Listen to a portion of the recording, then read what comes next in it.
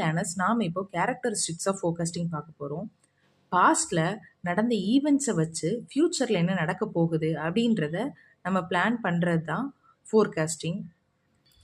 Planning ப்ராசஸ்க்கு forecasting ரொம்ப முக்கியம். ஃபோர்காஸ்டிங்கில் just இந்த மாதிரிலாம் பண்ண போகிறோம் அப்படின்ற மாதிரி ஒரு ஐடியா தான் இருக்கும். அதை இம்ப்ளிமெண்ட் பண்ணுறது தான் பிளானிங். ஆர்கனைசேஷனை எந்தெந்த ஃபேக்டர்ஸ்லாம் அஃபெக்ட் பண்ணுதோ அந்த ஃபேக்டர் எல்லாத்தையுமே நம்ம வந்து ஃபோர்காஸ்ட் பண்ண மோஸ்ட்டில் கன்சிடர் பண்ணுவோம்.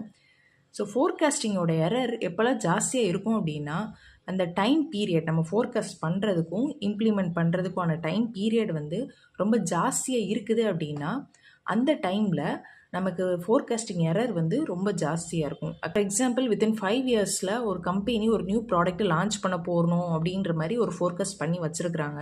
ஸோ அந்த டைம்குள்ளே எவ்வளோ டெக்னாலஜிஸ் சேஞ்ச் ஆகலாம், அந்த ப்ராடக்டோட டிமாண்ட் கூட பீப்புளுக்கு வந்து இல்லாமல் போகலாம். ஸோ அதெல்லாமே வந்து நம்ம கன்சிடர் பண்ணி தான் ஃபோர்காஸ்ட் பண்ணணும். குரூப் ஆஃப் ஐட்டமை நம்ம ஃபோர்காஸ்ட் பண்ணும் போச்சில் அந்த ஃபோர்காஸ்டிங் வந்து ரொம்பவே கரெக்டாக இருக்கும். தேங்க்யூ.